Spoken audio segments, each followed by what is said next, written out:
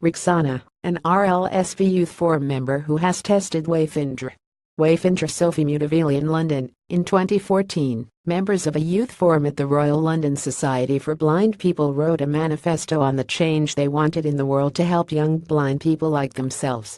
Subjects ranged from dating to employment, as well as getting around without having to rely on other people. Their attitude was, Wayfindr director Florence Orban said, "We just want an app to navigate a tube in London. We don't want someone who's picking us up at the ticket barriers, taking us down. We want to be like everyone else." With the help of London development studio Ustwo and $1 million funding from Google's philanthropic arm Google.org, that idea became a reality, and it has now received a major boost from a United Nations-affiliated body as it conducts trials around the world.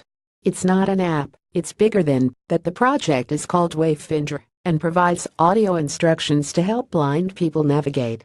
But it doesn't have an app.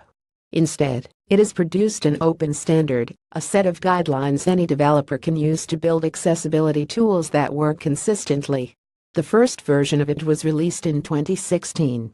Wayfindr's vision is a city covered in beacons, low-power gadgets that emit a Bluetooth signal. These signals then communicate with specialized apps used by people with impaired vision, which tell them where they are and how to get around. Upon entering a train station, the app might give them directions to various platforms, for example, or help them find a toilet in a restaurant. The aim is to give blind people far more independence, allowing them to navigate cities without being reliant on human guides. After an initial trial at Pimlico Underground Station in London, we realized developing an app wasn't going to be the answer, Orban said in an interview with Business Insider. They would be incredibly localized, and if we wanted to transform the world, we would need to have an international standard. Of our RLSB tester trials Wayfindr on the London Underground, Wayfindr Sophie Mutevelian trials are ongoing, and the UN is on board. The open standard has now been approved by the International Telecommunications Union (ITU), an unaffiliated industry body, as an official ITU standard, significantly boosting its visibility. Wayfindra's Florence Orban. Wayfindr, we worked with them so that Wayfindr would become an ITU standard, because immediately it would be a standard recognized by 193 member states and 800 tech companies, and by definition all the major tech companies in the world, Google, Microsoft, and so on, the director said.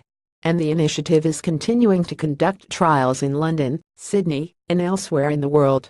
There's currently one ongoing in Oslo. Another one for a Barcelona shopping centre is scheduled for November. It is also in talks with London transport regulator TfL Transport for London about a trial in 6 stations that will lead to a permanent installation of the tech, Orban said. The only reason it would be a trial is that it would not be open to everyone. At the end of the trial it will be open to everyone. I can't tell you where, but we are in final negotiations to do a trial in the United States and transport that will lead to permanent installation, I think within 12 months. For Orban, the work is about making a difference to people's lives. This has the power to transform the lives of millions of people, and I can see that with the young people we've done tests with in London. Live tests are in labs. And it means they have the confidence, the opportunity, the ability to lead their lives exactly as they want. And that's what my work is about, making that change, to change the world for young blind people.